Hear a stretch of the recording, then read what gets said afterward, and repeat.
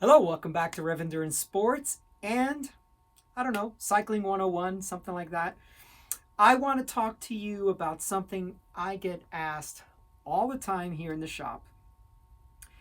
And it almost comes it comes out in a different way, but it's almost like, "Hey, can I use my road bike for X gravel event?" Or what's the difference between a road bike and a gravel bike? Do I really need to buy another bike? And of course, well, the industry will tell you yes, but I wanted to dispel a couple of myths, but at the same time, I want to educate you so that you know what the differences are. I want to talk about 6 key differences. There may be more, and it just depends on how much you want to drill down into the details. But I think these 6 cover most things that are different. Also, I'm only going to cover 3 in this video and then 3 in a different video. Reason is I want to try to keep the videos a little shorter, feedback from some folks, but also I think I will keep your attention throughout the whole video as opposed to fast forwarding or clicking off. So there are 6 things that I think I wish to talk to you about. So tires, gearing, geometry, comfort, weight. We're not weight weenies on this channel. And components and accessories.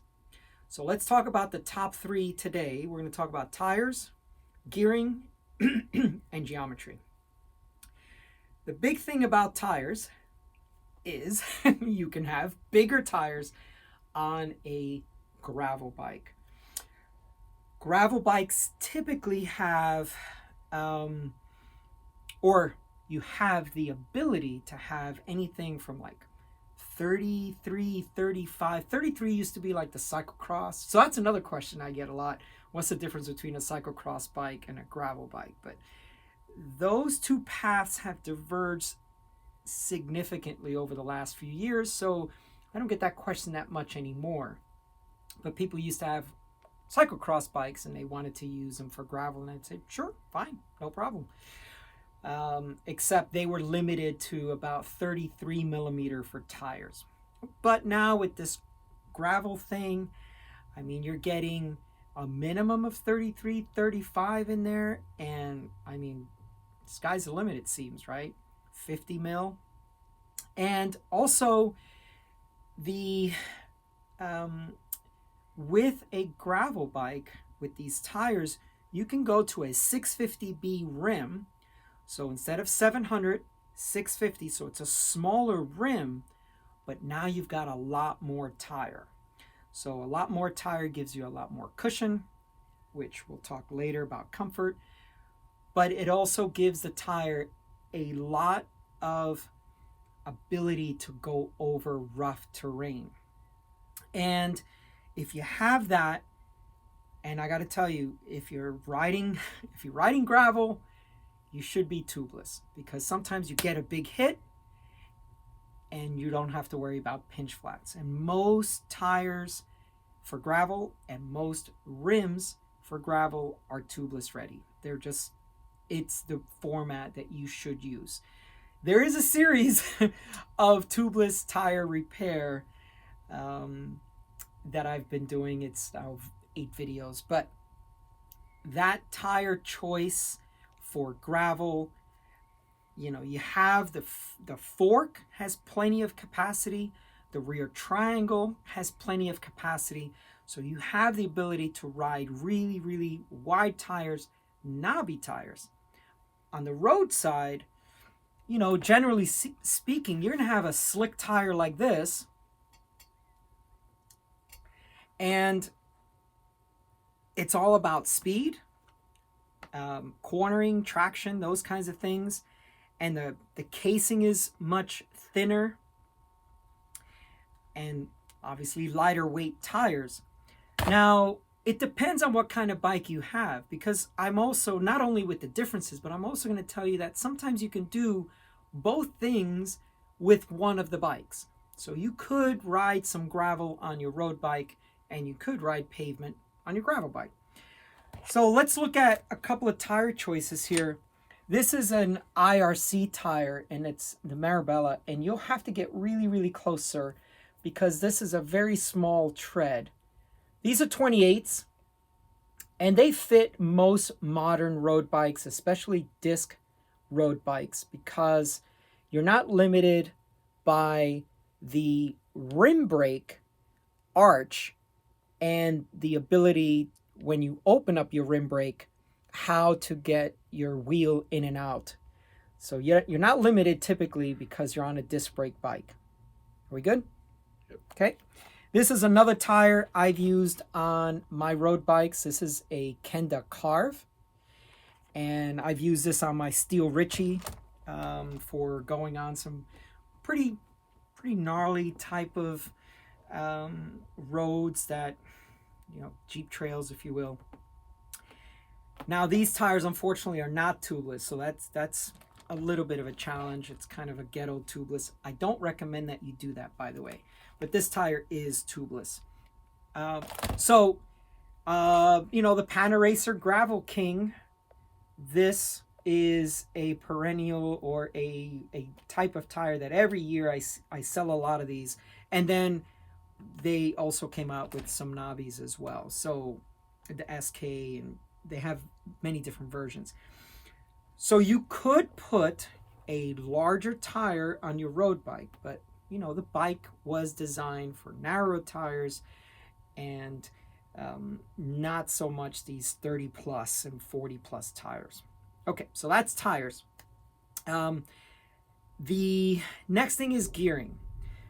Typically a road bike has a 2x drivetrain. Typically either a 5034 or 5236, 5339, and then the SRAM combinations.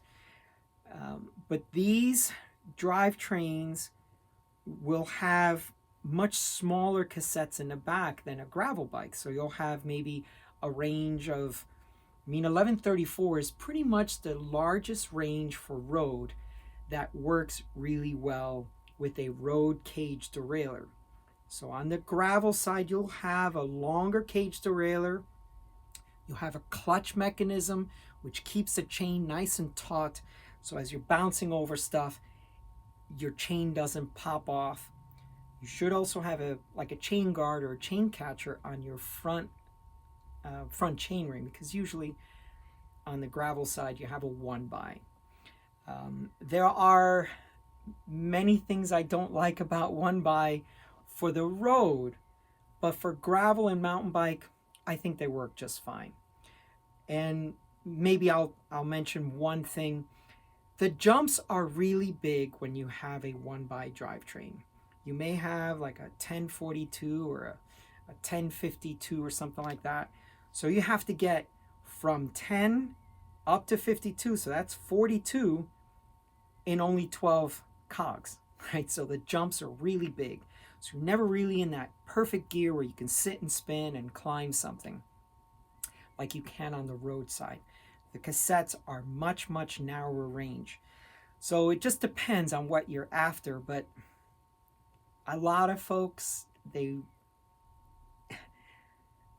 front derailleur, I don't know why, but there's this need to get rid of front derailleurs, and I just don't get it on the road side, mountain bike side. I know that there's only certain places you can mount that front derailleur to the bike, so the full suspensions and all this stuff. So I get it on mountain bikes, 1x. On gravel bikes, I don't know. But it just depends on the terrain. Depends where you're riding. Depends where you're traveling to race, or to have a good time somewhere. You don't have to travel to a race. But the other thing is that when you look at the road side of things, I did a lot of conversions during the lockdown from there's the 5034 chain rings, so 50 big, little 34, to a 4630. So that eliminated 4 from the big ring, but also eliminated 4 from the little ring. And so I would have a 30 front chainring with a 34 in the back, and plenty of climbing capability with that. Absolute Black provided these ovalized chain rings, and it was great. Shimano, boom, bolt on, four arm spider, perfect. So this worked out really well. And some people could use their road bike now to do some graveling, because gearing is almost always going to be the issue. Especially if you do an event like BWR, Belgian Waffle Ride, and that's here in the San Diego area. You're going to be riding along a dirt road, and it's just going to pitch up to 20-something% or 15%. And, you have to slide forward on your saddle, keep your front wheel from popping up. And if you can keep churning, then you're not going to have to dismount and walk up. And this is also important when you're going through certain areas, that it becomes like a one lane. And if that first few people have to dismount, then it's a conga line behind. Everybody's hiking a bike now because you've lost momentum. So you don't want to be that person to do that. All right, so let's talk about number 3, and that's the geometry of road bikes and gravel bikes. So typically a road bike, unless it's the endurance side of things, they're designed with shorter head tubes. They're designed with a much more racy position. The head tube angles are typically a little bit steeper than a gravel bike, which would be a little bit slacker. There is a concept so that you can compare one bike to another, because a few years back, maybe 10 years ago or more, if you had a bike that was a 50 from one brand and you had a 50 from another brand, they weren't actually measuring the same. So there had to be a way to compare one bike to another, even though they both said that they were a size 50. Or maybe one said it was a 50 and the other one said it was a small. Well, what does that mean? So they came up with a concept called stack and reach. Stack and reach both originate from the bottom bracket. Stack, if you can imagine stacking things up, well, how tall is the bike, right? Stack. And then reach, well, how far is it to reach to the bars? So stack basically is from the center of the bottom bracket to the top of the head tube, and then reach is from the center of the bottom bracket to the center of the head tube. So if you got two bikes, road bike, gravel bike, and you want to compare the stack and reach, or you want to compare what's a 50 and what's a 50 in this brand and a 50 in this brand, that's the common denominator. Use the stack and reach information, which is almost always printed in the geometry charts. So the stack is usually lower on a road bike, usually taller on a gravel bike. And as I mentioned before, the head tubes geometry, or the angles of it, a little bit more slack on the gravel bike.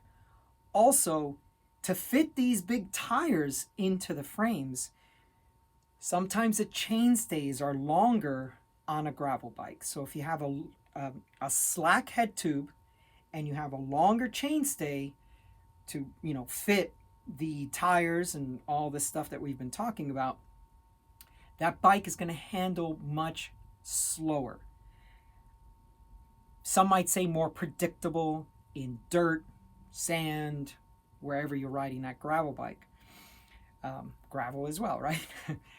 On the road side, typically you want those shorter chainstays. You want the steeper head tube angle so that when you're descending down a paved mountain, the bike reacts very quickly and also predictably as well on the road side. So stack and reach, very important for you to do the analysis. As I mentioned, longer chainstays and slacker head tube, that's a much slower reacting bike. And for graveling, for loose terrain, that usually makes more sense. And it's also considered more of a relaxed geometry. Could you ride a road bike on gravel? Yes, we'll talk more about that in the next point, the next video that covers the next 3 points. But let me just check my notes. I just want to make sure that I've covered just about everything. Oh,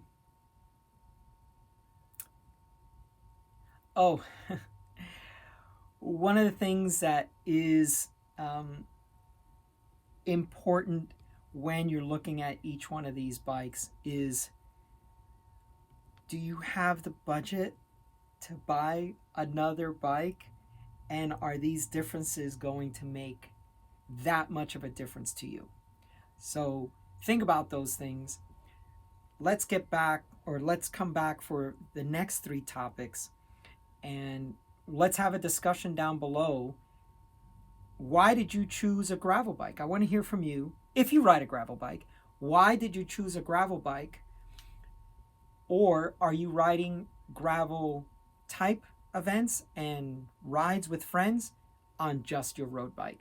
So leave a comment down below. I'd love to start a discussion on that. Please like and subscribe, and please share with your friends. I'm curious what other folks think. And in the meantime, we'll see you up the road.